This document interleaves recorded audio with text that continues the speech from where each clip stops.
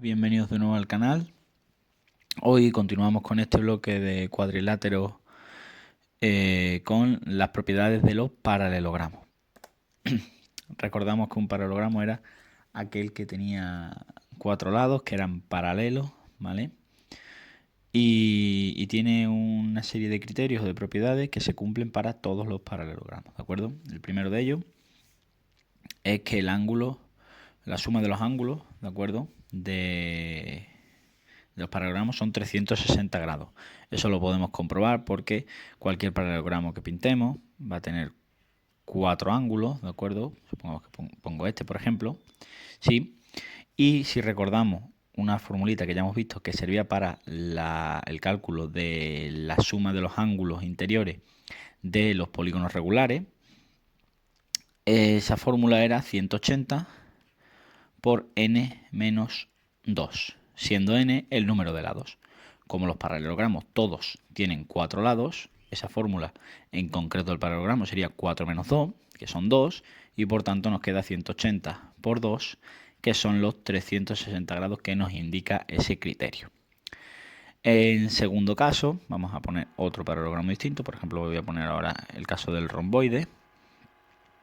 Nos dice que los lados opuestos del paralelogramo que sea, ¿vale? En este caso yo lo he pintado con un romboide, son iguales, es decir, este ángulo y este ángulo son opuestos, van a coincidir. Por ejemplo, si este fuera 130, este 130, y los lados contiguos o consecutivos a esos lados opuestos que hemos puesto serán supletorios, que si recordamos, supletorios quería decir que dos ángulos por separado, como es este caso, ¿de acuerdo? Vamos a ponerlos por separado.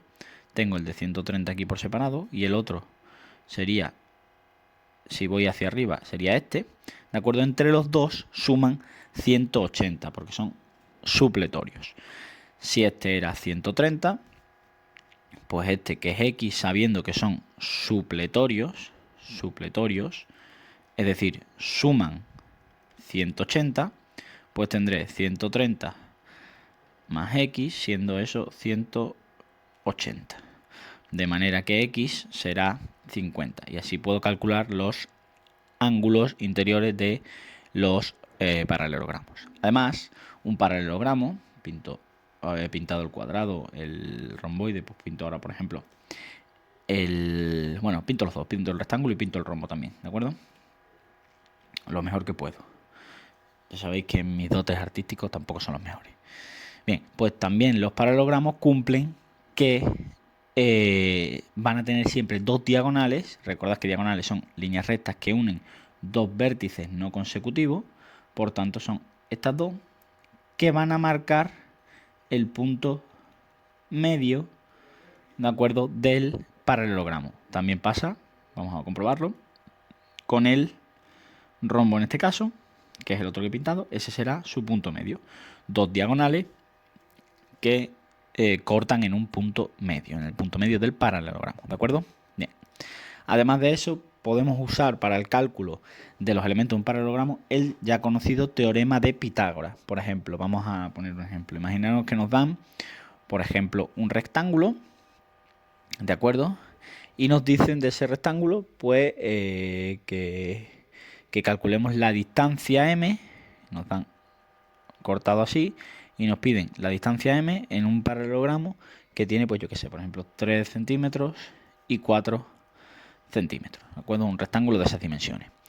¿Cómo puedo yo aplicar el teorema de Pitágoras? Pues si os fijáis, aquí lo que se está formando es un ángulo recto. Por tanto, el teorema de Pitágoras, recuerdo, era hipotenusa al cuadrado es igual a cateto 1 al cuadrado más cateto 2 al cuadrado. La hipotenusa era siempre el lado que estaba opuesto al ángulo recto. Por tanto, tengo m al cuadrado, pongo m porque es lo que me han indicado en este problema, 3 al cuadrado más 4 al cuadrado. Si hago los cálculos me queda que m cuadrado es igual a 9 más 16. M cuadrado será, por tanto, 9 y 16, que son 25. Y recordad que la inversa del cuadrado es pasar en forma de raíz. Como decíamos que lo multiplicaba, pasaba dividiendo, la suma pasaba restando, etcétera, etcétera, pues lo que está al cuadrado pasa raíz cuadrada. Por tanto, raíz cuadrada de 25 m será 5 centímetros. ¿De acuerdo? Bien, pues ese ejemplo que he puesto para el caso del